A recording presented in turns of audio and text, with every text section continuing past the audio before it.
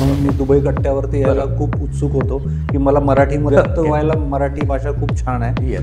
Wealth management म्हणजे नक्की काय आहे? मी साध्या सोप्या शब्दात सांगेन, वेल्थ मॅनेजमेंट म्हणजे ॲसेट तयार करणे आणि लायबिलिटीज कमी करणे. तर आपल्या प्लॅनिंगमध्ये अशा गोष्टी कमी करायच्या ज्या आपल्या खिशातून पैसे काढतात आणि अशा गोष्टी ॲड करायच्या ज्या आपल्या खिशात पैसे टाकतात. मी आठवडाभर गेलो तर तिथे रमतो. 7व्या दिवशी मला दुबईची आठवण येते. तिथून गेल्यानंतर तुम्हाला पाण्यातून काढलेल्या माशासारखं होतं.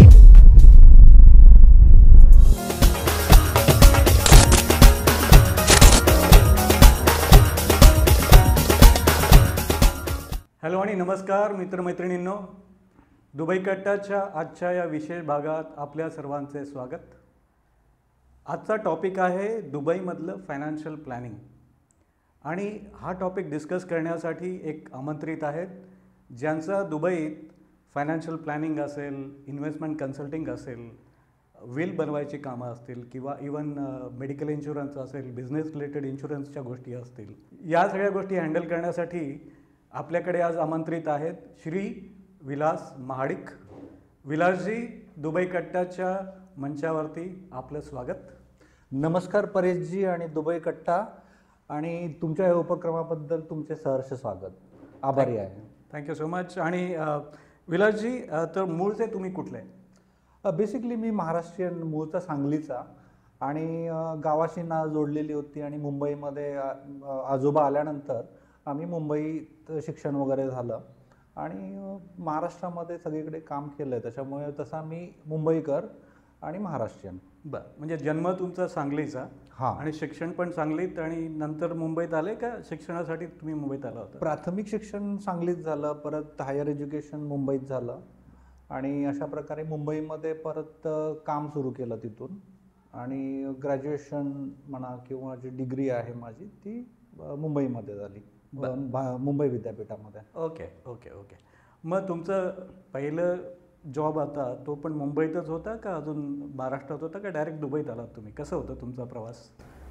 परेशजी, आता कट्ट्यावरती मला तुम्हाला सांगावं असं वाटेल की दुबई कट्ट्यावर येण्यासाठी जो प्रवास आहे तो झाला आहे तुमच्या मुंबईच्या कट्ट्यावरून. आणि सांगायचं सगळ्यात महत्त्वाचं म्हणजे मुंबईमध्ये बाबा आले, आजोबा आले पहिल्यांदा, परत बाबा आले, त्याच्यानंतर मग आम्ही आलो, शिफ्ट झालो. तर गावाची नाळ होतीच, पण आम्ही फक्त सुट्टीला जायचो, उन्हाळ्याच्या सुट्टीला गावी. आपण पूर्ण शिक्षण आमचं झालं मुंबईमध्ये. त्याच्यानंतर पहिली नोकरी केली ती पण मुंबईमध्ये. आणि पहिली नोकरी म्हणजे असं की बाबांचा पण व्यवसाय होता आणि व्यवसायामध्ये अप्स अँड डाऊन्स होते, त्याच्यामुळे ते आपल्याला एक अंगवळणी पडलं होतं. मग अशा याच्यामध्ये मोठा मी होतो घरामध्ये. तर सगळ्यात पहिल्यांदा की पहिलं आपल्याला पैशाला हात लावायचा होता. कसं की शिक्षण झालं, डिग्री झाली की पहिलं काम करा, हे आतून होतंच. आणि तसं करता करता पहिल्यांदा जसं मी ग्रॅज्युएशनची परीक्षा दिली, त्याच्यानंतर पहिली नोकरी केली मी युरेका फोर्ब्समध्ये. युरेका फोर्ब्समध्ये मी व्हॅक्यूम क्लिनर डिपार्टमेंटला जॉईन झालो. अत्यंत उत्साही आणि एकदम यंग, डायनॅमिक. आणि त्याच्यामुळे हातामध्ये आमचा एक ट्रेनर होता, त्याने एक व्हॅक्यूम क्लिनरच दिला. म्हटलं याचा डेमो दाखवायचा आहे आणि सगळ्यांना तुला व्हॅक्यूम क्लिनर विकायचे. म्हटलं अरे काय पण चॅलेंज घेऊ, असं काय. आणि मग तो एक चांगला इंटरेस्टिंग एक्सपिरियन्स होता डोर टू डोर सेल्सचा. की तुम्ही दरवाजा नॉक करून अपॉइंटमेंट घेताय आणि तिथे तुम्ही संध्याकाळी जाऊन डेमो देताय. तसं मी नवी मुंबईमध्ये वाशीपासून सुरुवात केली. त्यावेळेला 2004-05च्या आसपास एवढं काही विशेष नव्हतं मुंबईमध्ये, आणि मुंबई डेव्हलप होत होती. तर त्या काळामध्ये मी सुरू केलं. आणि त्याच्यानंतर मग ते व्हॅक्यूम क्लिनर होते मोठे, जड. तर म्हटलं अरे हे जड ओझं आहे, ह्याला नको. मग कॉन्सेप्ट सेलिंगमध्ये आलो. कॉन्सेप्ट सेलिंगमध्ये आम्ही काय करायचो की तुमचे हाऊस क्लिनिंगचे जे किंवा तुमचे पॅकेज असायचे, ते पॅकेज आम्ही विकले. तर त्यामध्ये कसं होतं, सेल्सचा अनुभव गाढा झाला आमचा. की आम्ही अशी गोष्ट विकतोय जी दिसते, अशी गोष्ट विकतोय जी दिसत नाही. मग त्याच्यानंतर मग आम्हाला वाटलं की हां चला आपण, मग माझं इकॉनॉमिक्स कडे ओढा असल्यामुळे मी बँकिंग आणि फायनान्स सेक्टरमध्ये आलो. तर हा 2 ते 3 वर्षाचा जो कोर एक्सपिरियन्स आहे तो आम्ही बँकिंगमध्ये वापरला. मी ICICI बँकेमध्ये NRI डिपार्टमेंटमध्ये काम केलं. माहिती नव्हतं मी स्वतः NRI होणार आहे, पण त्यावेळेला मी NRI सर्व्हिसेसमध्ये काम सुरू केलं होतं. म्हणजे इंटरेस्टिंग आहे तुमचं. कन्झ्युमर प्रोडक्टवरनं नंतर सर्व्हिस इंडस्ट्री आणि नंतर तुमचं फायनान्शियल एज्युकेशन बॅकग्राऊंड असल्यामुळे finally you landed in banking industry. ICICIमध्ये NRI सर्व्हिसेस तुम्ही प्रोव्हाइड करत होता. मग तिथनं तुम्ही दुबईला शिफ्ट कधी झाला, तो प्रवास कसा होता तुमचा? खूप इंटरेस्टिंग. सगळ्यात महत्त्वाचं म्हणजे खूप चांगला प्रश्न विचारला की दुबई माझ्या रडारमध्येच नव्हतं की UAEला यायचं आहे किंवा करायचं आहे. काही लोकांचं असतं ना गोल एम, असं काही नव्हतं. माझं एकच होतं की मला माझ्या आयुष्यामध्ये माझ्या करिअरमध्ये प्रगती करायची आहे. बरं. तर सुरुवातीला मी कासा करंट अकाउंट सेव्हिंग अकाउंटमध्ये काम केलं NRI सर्व्हिसेसमध्ये. त्याच्यानंतर मग क्रॉस सेलमध्ये आमचे प्रोडक्ट्स आले, इन्व्हेस्टमेंट्स आल्या, जसं ते इन्शुरन्स आलं, परत त्याच्यामध्ये म्युच्युअल फंड्स आले, त्याच्यामध्ये डीमॅट अकाउंट आले, त्याच्यामध्ये तुमचे सगळे प्रकारचे इन्शुरन्स इन्व्हेस्टमेंट्सचे ॲव्हेन्यू आले. त्यानंतर मग मी पुढे अपॉर्च्युनिटी केली, आदित्य बिर्ला ग्रुपमध्ये जॉईन केलं ॲज अ असिस्टंट मॅनेजर. आणि त्याच्यानंतर मी प्रमोट झालो ब्रांच मॅनेजर. आदित्य बिर्ला ग्रुपमध्ये ठाण्याला मी पूर्ण ब्रांच बघायचो. तर त्या ठिकाणी सगळ्या फायनान्शियल प्रोडक्ट्सचं नॉलेज होतं, कारण मी डिस्ट्रीब्युशनमध्ये होतो. आम्हाला प्रेझेंटेशन देऊन आम्हाला चॅनल पार्टनर्सना प्रोडक्ट काय ते समजावं लागायचं. तर प्रोडक्ट एक्सपर्टीज होती, सेल्सचा एक्सपिरियन्स होता आणि पूर्ण टीम मी ऑपरेट करायचो आणि लोकांना गाईड करायचो की या बिझनेसमध्ये, व्यवसायामध्ये किती रुची आहे किंवा किती इंटरेस्ट आहे तुम्हाला पुढे. त्याबरोबर तुम्हाला अर्थार्जन पण करता येईल. तर मी चॅनल पार्टनरचं काम केलं. आणि त्याच्यानंतर मग परत ब्रेक थ्रू मिळाला की जसं तुम्ही वरती प्रमोशनसाठी जाता त्यावेळेला ती जी डिप्लोमॅटिक पॉलिटिक्स येते, त्यानंतर व्यवसाय येतो. व्यवसाय करायचं मनात येतच की अरे आपल्याकडे एवढ्या क्वालिटीज आहेत, मग आपल्यासाठी का नाही को वापरायला. मग असा विषय आला आणि आम्ही चॅनल पार्टनर बघायचो जे खूप चांगली इन्कम घ्यायचे. त्यांचे सेट ऑफिसेस होते, त्यांच्याकडे पूर्ण स्टाफ होता. आणि हे सगळं बघितल्यानंतर वाटलं की आपण का नाही करू शकत असं, आपण का एका एम्प्लॉयरसाठी काम करतोय. मग मी आपला तो प्रवास केला, पण थोडंसं वेगळं करायचं होतं. कारण हे थोडंसं वेगळं करणं माझ्या स्वभावातच आहे की म्हटलं हा व्यवसाय आपण मुंबईच्या ऐवजी दुबईत करूया. पण हे दुबईत करण्याचा मी नंतर विचार केला जेव्हा मला समोरून संधी आली. आमचा एक चॅनल पार्टनर होता, तो म्हणाला की हा मॅनेजर आहे, खूप मेहनती आहे, खूप नॉलेजेबल आहे आणि कस्टमर फ्रेंडली आहे. म्हणजे सर्व्हिसिंग वगैरेच्या बाबतीमध्ये एक नंबर काम आहे याचं. याला तुम्ही दुबईला घेऊन जा. म्हणून मला माझ्या चॅनल पार्टनरने एका दुबईच्या मॅनेजरला, डायरेक्टरला रिकमेंडेशन दिलं. इंटरेस्टिंग. आणि त्याने सांगितलं, तो मला म्हणाला की दुबईला येणार का. म्हटलं येणार. काय आहे काम. म्हटलं काम तू जे करतो तेच आहे, फक्त एक वेगळ्या मार्केटमध्ये आहे. म्हटलं ठीक आहे. आणि दुबई आणि मुंबईमध्ये जास्त फरक नाही. It's a clean version of Mumbai असं म्हणू शकता तुम्ही. आणि तसं आलं. म्हटलं फक्त एवढंच आहे, इकडे पगार नाही मिळणार तुम्हाला, स्वतःची प्रॅक्टिस इस्टॅब्लिश करायची आहे. म्हटलं हे चॅलेंज आहे, कारण मी आत्तापर्यंत पगार घेत होतो आणि आता कम्फर्ट झोनमध्ये आहे मी ऑलरेडी. मी आईबाबांबरोबर राहतो, जॉईंट फॅमिलीमध्ये, माझं लग्न झालंय, मुलगा आहे, सगळं कसं सेट आहे.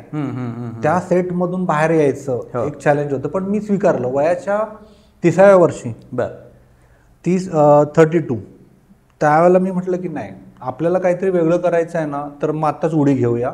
आणि आहे पोटेन्शियल आहे, आम्ही बघितलंय.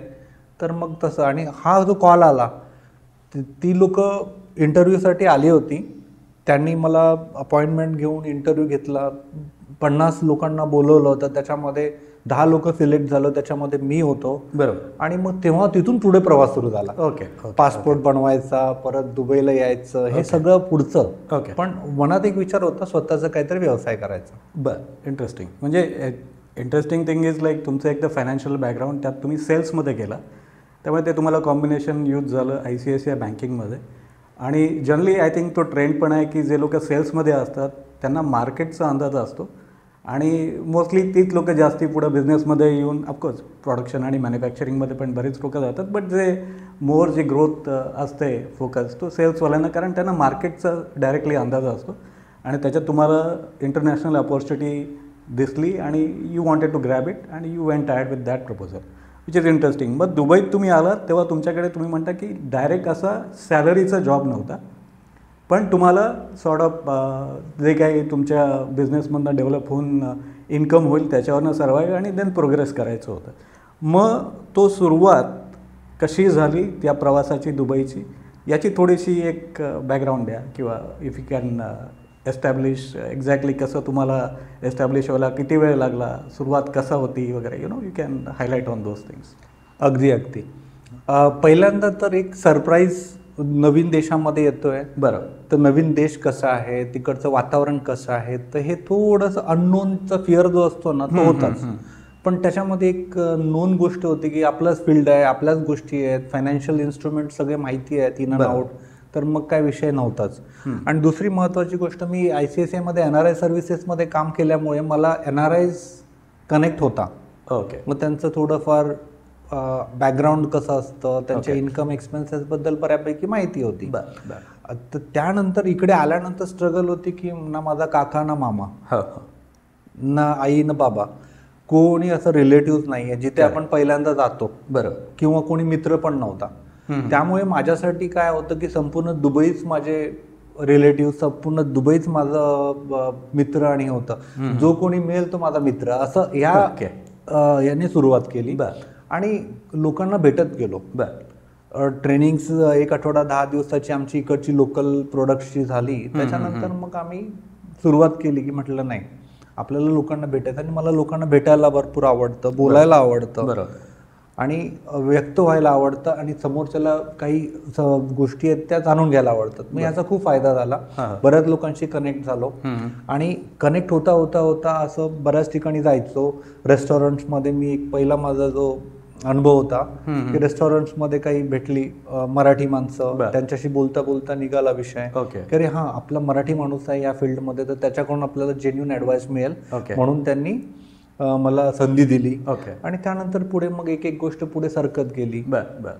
आणि जेव्हा तुम्हाला कॉन्फिडन्स आला की तुम्ही या ठिकाणी सर्व्हाइव्ह करू शकता, तुम्ही या ठिकाणी बिझनेस करू शकता, व्यवसायाला संधी आहेत, तर त्यानंतर तुमचं विजन क्लिअर होतं. विजन होतं, पण ज्या वेळेला तोपर्यंत यश येत नाही तोपर्यंत ते ब्लर असतं. पण या ठिकाणी हा लोकांचा व्यवसाय आहे. आणि जो फायनान्शियल प्लॅनिंग हा आस्पेक्ट आहे, हा प्रत्येकाला जिव्हाळ्याचा आहे. लोक इकडे येतात, ते एक सुटकेस घेऊन येतात. काही लोक काही कर्ज घेऊन येतात, काही लोक काही पैसे घेऊन येतात. तर मी काही पैसे घेऊन आलो होतो, कारण मला माहिती होतं की इकडे मला 6 महिने 1 वर्षभर काढायचं आहे. तर बरोबर मी डॉलर आणि दिरहम अक्षरशः कन्वर्ट करून घेऊन आलो होतो. कारण मला माहित नाही की इकडे रुपया चालत नाही, ते मला माहिती होतं. तर मी तिथूनच थॉमस कुक मधून मी करन्सी चेंज करून पैसे घेऊन आलो होतो. कारण व्यवसाय आहे, मला माहिती होतं की स्वतःच्या खिशातले पैसे टाकून आपल्याला इथे व्यवसाय करायचा आहे. करेक्ट. आपल्याला जोपर्यंत पुढे संधी मिळत नाही किंवा बिझनेस होत नाही किंवा इन्व्हेस्टमेंट्ससाठी क्लायंट मिळत नाही, तोपर्यंत आपल्याला टिकणं महत्त्वाचं आहे आणि खर्च कमी ठेवणं महत्त्वाचं आहे. तर त्या दोन्ही गोष्टी पाळल्या. आणि 3 महिने खूप स्ट्रगल झालं. 3 महिने असं वाटत होतं की अरे कुठे आलोय मी, बाहेरून सगळं चकाचक चांगलं दिसतंय, पण ज्या कामासाठी आलो ते कामच पुढे होत नाहीये. त्यामुळे खूप होमसिकनेस जाणवला. आणि असं वाटलं की हेच योग्य केलं का मी इथे. पण एक जिद्द होती मनामध्ये की नाही, सोडायचं नाही. करेक्ट. एक काम आपलं एक करायचं आहे तर करायचं आहे. थोडा वेळ लागेल माहिती आहे, पेशन्स आहेत का आहेत, मेहनत करायची वृत्ती आहे का आहे, आणि ॲटिट्यूड पण आहे की हा आपण जी करतोय तो लोकांना मदत करतोय, हा आपला व्यवसाय आहे, त्यातली आपली इन्कम आहे ती सेकंडरी. तर हा एक विचार डोक्यात घेतल्यामुळे इथे काम करणं खूप सोपं झालं. आणि लोक भेटत गेली, कारवा बनत गेला. लोक आज माझ्याकडे 600-700 क्लायंट्स आहेत. 700 क्लायंट तर ग्लोबल आहेत, त्याच्यामध्ये वेगवेगळ्या नॅशनॅलिटीज आहेत. म्हणजे एशियातली सगळ्या नॅशनॅलिटी आहेत. तुम्ही आपले नेबर आहेत ज्याच्यामध्ये पाकिस्तानी असतील, बांगलादेशी असतील, नेपलीज असतील, श्रीलंकन असतील, हे आहेत. त्याचबरोबर तुमचे लोकल्स आहेत, युरोपियन्स आहेत, आणि GCC कंट्रीतले जेवढे पण लोक आहेत, म्हणजे सौदीतले असतील, परत तुमचे कतार आहे, बहरीन आहे, ओमान आहे, ह्या सगळ्या कंट्रीतले पण क्लायंट्स आहेत. तसंच आपले महाराष्ट्रीयन काही क्लायंट आहेत जे युरोपमध्ये गेलेत, काही कॅनडामध्ये आहेत, काही मलेशियामध्ये आहेत. तर राऊंड क्लॉक आमचं कनेक्टिव्हिटी असते आणि ते काम चालतं आमचं व्यवस्थित. ग्रेट. तर मला एक सांगा की तुमची पहिली ऑर्डर किंवा पहिलं डील कधी क्लोज झालं होतं? म्हणजे तुम्ही दुबईत आल्यापासून साधारण किती वेळ लागला, किती पेशन्स तुम्हाला ठेवायला लागलं, त्यासाठी काय काय तुम्हाला हार्डवर्क करायला लागलं, एक ते जरा ब्रीफ देता? पहिला बिझनेस हा पहिला 3 महिन्यानंतरच झाला. 3 महिने तरी लागले का? हा 2 ते 3 महिन्याचा कालावधी होता. ओके. आणि 2 महिने तर काम आपलं रेग्युलर करायचंच होतं ना. SOP स्टँडर्ड ऑपरेटिंग प्रॅक्टिस म्हणतो तसं आपलं लोकांना कॉल करणं म्हणा, लोकांना भेटणं, त्यानंतर त्यांना अप्रोच करणं, त्याच्यानंतर माहिती मिळवणं, तो कॉन्फिडन्स बिल्ड व्हायलाच वेळ लागला. कारण तुम्ही वेगळ्या वातावरणामध्ये आलाय, तुम्ही इंटरनॅशनल मार्केटमध्ये आलाय, लोकांचा बघण्याचा दृष्टिकोन वेगळा असतो. बरोबर. आणि त्याचबरोबर तुम्हाला स्वतःचं एक एस्टॅब्लिशमेंट करावं लागतं की बाबा तुम्ही काय देताय, त्याची व्हॅल्यू काय आहे समोरच्याला. मग हे करता करता करता करता आणि मी येताना एक काम केलं होतं, माझं नेटवर्क घेऊन आलो होतो. मी कधी पण असंच नव्हतं आलो एमटी. ज्या लोकांना मी अभ्यास याच्यासाठी केला होता की मी इकडे चाललोय तिकडे किती लोकांच्या ओळखी आहेत. तर माझे मित्र, माझे क्लायंट किंवा त्यांच्या ओळखी होत्या इकडच्या, त्यांची एक लिस्ट काढून आणली होती. Very good. त्या लिस्टमध्ये जी नावं होती तेही मला सपोर्ट करायला उभे होते. ओके. तर त्यांचाही मला आधार मिळाला आणि तिथून पण मला बिझनेस मिळाला. Okay okay okay. तर मला कुठून येणं केनं प्रकार येणं, बरोबर, जिथून पण साम दाम दंड भेद. कारण तुम्हाला एका नवीन टेरिटरीमध्ये एंट्री करायची आणि व्यवसायाने करायची आहे. करेक्ट. आणि अशा ठिकाणी जिथे तुम्हाला कोणीच ओळखत नाही, तर तयारी तर पाहिजे. बरोबर. तर तयारी माझी होती, एक तर मनाची होती, दुसरी गोष्ट होती की काय करायचंय ते माहिती होतं, तिसरी होती की कोणाला भेटायचं ते माहिती होतं. त्याच्यामुळे डेटा लिस्ट हे सगळ्याची तयारी करत गेलो. माहिती होतं प्रवास सोपा नाही आहे, हे पहिल्यांदाच मनात ठरवलं होतं. त्रास होता पण पुढे यश मिळत गेलं. Good good. Right right. म्हणजे तुम्ही ऑलरेडी थोडीफार बॅकग्राऊंड घेऊन थोडंसं होमवर्क करून आला होता. प्लस तुम्ही तो 3 महिन्याचा हार्डवर्क आणि ॲज वेल एज तेवढा पेशन्स ठेवला. तो पेशन्स पण मला वाटतं तेवढंच महत्त्वाचं आहे. विथ पॉझिटिव्हिटी की येस होईल, आज ना उद्या होईल. ऑफकोर्स तुमची सेल्सचे बॅकग्राऊंड असेल त्याचा तुम्हाला नक्कीच अनुभव झाला असेल. अगदी बढिया. बरं, एक मला याच्यात सांगा, आता तुम्ही वेगवेगळ्या नॅशनॅलिटीज बरोबर ते काम करतायत गेले इतके वर्ष. आता मुंबईतनं दुबईत तुम्ही शिफ्ट झालात. मग इनिशियली किंवा नंतर इनिशियल मेनली की लँग्वेजचा काही बॅरियर आला का, किंवा how you handle that part of it? म्हणजे कदाचित सगळे हिंदीच पण समजणारे नसतील, काय काय लोकांना तर इंग्लिश पण व्यवस्थित समजत नाही. How you handle that part of it? Basically दुबईमध्ये ना हिंदी सरस बोलली जाते. ओके. आणि लोकांना बऱ्यापैकी समजते कारण एशियन क्राऊड आहे. इंग्लिश तर प्रश्नच नाही. मी इंग्लिश लिटरेचरमध्ये माझं एक ग्रॅज्युएशन केलं, त्याच्यामुळे इंग्लिशचा प्रभुत्व होतंच. ओके, बढिया. त्याच्यामुळे मराठी हा माझा जिव्हाळ्याचा विषय. मराठी मीडियममध्ये शिकलो, त्याच्यामुळे मराठी खूप आवडतं. म्हणून मी दुबई कट्ट्यावरती यायला खूप उत्सुक होतो की मला मराठीमध्ये सांगायचं, व्यक्त व्हायला मराठी भाषा खूप छान आहे. पण बोलण्यासाठी प्रोफिशियन्सी इंग्लिश होती. बरोबर. त्याच्यामुळे बाकी जी कम्युनिटी होती, जसं फिलिपिनो कम्युनिटी आहे किंवा काही इतर परप्रांतीय भारतीय ज्यांना हिंदी येत नाहीत, त्यांचं इंग्लिश प्रोफिशियन्सी होती. करेक्ट. आणि जी लेबर क्लास किंवा आता तुम्ही ऑफिसर मॅनेजर ग्रेडच्या लोकांनाच तुम्ही फायनान्शियल प्लॅनिंगबद्दल भेटता, त्यामुळे ते एक इंग्लिश कम्युनिकेशन बऱ्यापैकी होतं. बरोबर. आणि मला असं कधीच अडथळा आला नाही. लोकल अरबी तर मग मी अरबिक शिकण्याचे क्लासेस लावले. ओके. थोडेफार अरबिकचे वर्ड समजून घेतले. तर आता मला ते ऐकल्यानंतर समजतं की समोरच्याला नक्की काय बोलायचं आहे. Okay okay. पण मी बोलू शकत नाही कारण त्याची प्रॅक्टिस नाही आहे. Correct correct correct. तर तेही केलं. म्हणजे जे वातावरण जसं जसं समोर आलं तसं करत गेलो.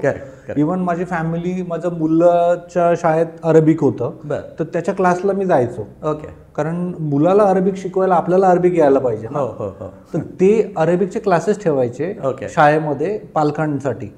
तर त्या क्लासचा मी फायदा घेतला की चला आपण जाऊन अरेबिक शिकूया तिथे, म्हणजे मुलाला काय विचारलं तर सांगता येईल. बरोबर. पण तेवढी प्रोफेशन्सी नाही आलं कारण तेवढा इंटरेस्ट नव्हता. फक्त जुजबी कामापुरतं शिक्षण झालं त्याच्यामध्ये. Okay okay. गुड. आणि एक पॉईंट यात हा पण असं निघतोय की इंटरनॅशनल मार्केटमध्ये काम करायचं असेल तर नक्की थोडंफार इंग्लिशचं तुमचं नॉलेज असणं महत्त्वाचं आहे. नाही तर तुम्ही रेसमध्ये राहणं किंवा पुढं जाणं थोडंसं अवघड होऊ शकतं. Which is also people should note की we have to be open आणि you have to be flexible as well as हे पण स्किल महत्त्वाचं आहे इंटरनॅशनल मार्केटमध्ये येण्यासाठी. बरं, आता तुमच्या कोर फंक्शनल एरियाजमध्ये थोडंसं आपण लक्ष घालूया की वेल्थ मॅनेजमेंट म्हणजे नक्की काय आहे. बऱ्याच लोकांना ते क्लिअरच नसते कन्सेप्ट की नक्की काय करतात वेल्थ मॅनेजमेंट म्हणजे. तर ते थोडंसं तुम्ही जर का आम्हाला सांगू शकलात. मी साध्या सोप्या शब्दात सांगेन, वेल्थ मॅनेजमेंट म्हणजे ॲसेट तयार करणं आणि लायबिलिटीज कमी करणं. एक साध्या सरळ सोप्या शब्दात सांगतो, ॲसेट म्हणजे जी गोष्ट तुमच्या खिशात पैसे टाकते, ओके, आणि लायबिलिटी म्हणजे तुमच्या खिशातून पैसे काढते. काढून घेत. ओके. तर आपल्या प्लॅनिंगमध्ये अशा गोष्टी कमी करायच्या ज्या आपल्या खिशातून पैसे काढतात, आणि अशा गोष्टी ॲड करायच्या ज्या आपल्या खिशात पैसे टाकतात. बरं बरं बरं. तर ह्याला फायनान्शियल प्लॅनिंगमध्ये वेल्थ मॅनेजमेंट म्हणतात, की तुम्ही तुमची वेल्थ क्रिएट करताय आणि मग मॅनेज करताय. Okay okay. तर याच्यामध्ये 3 प्रकार पडतात. एक आहे तुम्ही पैसे कमवता, त्याच्यानंतर ते तुम्ही कुठे इन्व्हेस्ट करता आणि त्याचा तुम्ही उपभोग घेता. बरोबर आहे. बरोबर. या 3 गोष्टींमध्ये फायनान्शियल प्लॅनिंग. तर तुम्ही ॲक्युम्युलेशनच्या फेजमध्ये आहे, तुम्ही पैसे कमवत जाता, हो, पण त्याला तुम्ही डिप्लॉय कुठे करता. त्याच्यामुळे एक म्हणतात, पैसे कमवणं एक मोठी गोष्ट नाही आहे, पैसे साठवणं आणि गुंतवणं ही मोठी गोष्ट आहे. Okay okay. कारण बरेच लोक बऱ्याच संधी मिळतात, पैसे कमवतात, पण एंड ऑफ द डे ते योग्य ठिकाणी लावत नाहीत किंवा योग्य ठिकाणी गुंतवत नाही. मग त्या ठिकाणी, कारण इकडे प्रलोभनं भरपूर आहेत. दुबई म्हणजे एक जगासाठी एक ड्रीम सिटी आहे. हो हो. आणि इकडचा ओरा वेगळा आहे, की सगळं चमकतं आहे आणि जे बघावं ते घ्यावंसं वाटतं. हो हो. एक मनुष्य आहे, तुम्हाला काय मिळत नाही, गाड्या, मोबाईल फोन, वॉचेस, तुम्हाला सगळ्या गोष्टी अशा ॲम्पल अवेलेबल आहेत. त्याच्यामुळे तुम्ही म्हणू शकत नाही की माझा पाय घसरला, तुम्हीच घसरत जाता, एवढं इथे प्रसाधन आहेत. त्या ठिकाणी कंट्रोल, माइंड कंट्रोल खूप महत्त्वाचं आहे. बरोबर. मग कोणी कन्सल्टंट पाहिजे तुम्हाला सांगायला की वेल्थ मॅनेजमेंट करायला, वेल्थ क्रिएट करा. मग त्यासाठी एक महत्त्वाचा मुद्दा आहे, अरे अगोदर डेट मॅनेजमेंट करा, तुम्ही जमिनीवर या, बरोबर, त्याच्यानंतर वेल्थ क्रिएट करा. ओके. मग आम्ही एक रूल सांगतो की या ठिकाणी तुमचा टॅक्स नाही आहे, इन्कम टॅक्स नसल्यामुळे तुम्हाला कोणी सांगणार नाही की बाबा इन्शुरन्स घे. ओके. इन्शुरन्स विक्टीम तुम्हाला इथे दिसणारच नाही, कारण सगळे यंग आणि एनर्जेटिक लोक इथे काम करू शकतात. Correct, right. अच्छा, आता दुबईची लाईफस्टाईल, दुबईची कॉस्ट आणि याला पकडून तुमचं NRIसाठी, किंवा आता दुबई असं नाही, I don't know whether you do it only for दुबईच्या लोकांसाठी किंवा इन जनरल NRIसाठी पण तुम्ही वेल्थ मॅनेजमेंट करता का?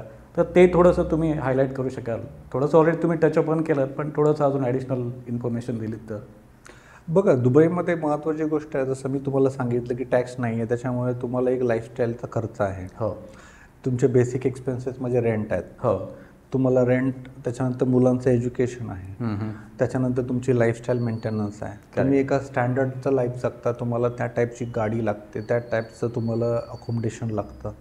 एक फॅमिली सेटअपमध्ये तुम्हाला त्या मुलाला एका चांगल्या शाळेत घालायचं असतं, तर त्याची जी पूर्ण कॉस्टिंग असते ती खूप सायझेबल असते.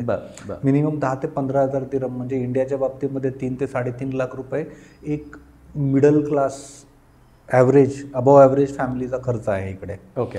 तर त्या केसमध्ये तुम्हाला ती वाढत जात, जसं तुमची इन्कम वाढते ते सगळी गोष्टी वाढत जातात. त्यासाठी तुम्हाला फायनान्शियल प्लॅनिंगमध्ये एक गोष्ट ठरवायची आहे की तुमचा खर्च झाल्यानंतर पहिल्यांदा इन्शुरन्स सेगमेंट क्लिअर करा. तुमचा मेडिकल इन्शुरन्स घ्या, तुमच्या एम्प्लॉयरने दिला असेल तर ठीक आहे, पण आता गव्हर्नमेंट स्वतः सांगते की medical insurance is compulsory. Okay. 2025 पासून तो कंपल्सरी केला आहे. आता त्यासाठी माझ्याकडे बऱ्याच इन्क्वायरीज येतात की पहिलं अबुधाबीने सगळ्यात पहिला कंपल्सरी केला तो. ओके. 2015 पासून पुढे. ओके. आणि आता 2020 नंतर दुबईने कंपल्सरी केला. ओके. आता पूर्ण UAEने कंपल्सरी केलं आहे की हेल्थ इन्शुरन्स इज मॅन्डेटरी. एक तर तुम्ही एम्प्लॉयरकडून घ्या किंवा स्वतःचा घ्या. आता बऱ्याच इन्क्वायरी त्या येतात, पण त्याच्यामध्ये पण तुम्हाला माहिती पाहिजे की तुम्हाला कुठला इन्शुरन्स घेतला पाहिजे आणि काय प्रीमियममध्ये तुम्ही घेतला पाहिजे. Okay okay. तर या ठिकाणी आमचं गायडन्स असतं. Okay okay. बरं, आता एक सांग मला की आता जेव्हा तुम्ही हे वेल्थ मॅनेजमेंटची ॲक्टिव्हिटी किंवा लोकांना सजेशन देत असता, कन्सल्टन्सी देत असता, त्याच्यात इंटरेस्ट रेटचा इम्पॅक्ट कसा असतो या तुमच्या कॅल्क्युलेशनमध्ये? आता जसं इंडियाचा इंटरेस्ट रेट वेगळा आहे, दुबईचा वेगळा आहे, किंवा बाकी इंटरनॅशनल मार्केटचा अजून डेफिनेटली वेगळा असतो, तर तो तुम्ही कसं लोकांना पुढं मांडता, की एखादं एक्झाम्पल दिलं की हाऊ यू रिअली हँडल किंवा एक्सप्लेन कसं करता लोकांना? वेल, मी सुरुवातीला आलो 2006-07 मध्ये. त्यावेळेला जे मी पहिल्यांदा 10,000 दिरहम माझी इन्कम पाठवली, त्यावेळेला मी पाठवली ती 11.5 रुपयाने. ओके. आता ती आहे 23.5 रुपये. तर हा जो फरक आहे 11.5 ते 23.5चा फरक आहे. बरोबर. म्हणजे जवळजवळ 12 ते 24चा फरक आहे, तो ऑलमोस्ट डबल झालं आहे. हो. तर या ठिकाणी दिरहम आणि डॉलर पेग करन्सी आहे. ओके. जसं डॉलर ॲप्रिशिएट होतो तसं दिरहम ॲप्रिशिएट होतो. आणि त्याचा फिक्स रेट आहे 3.68 म्हणून. बरं.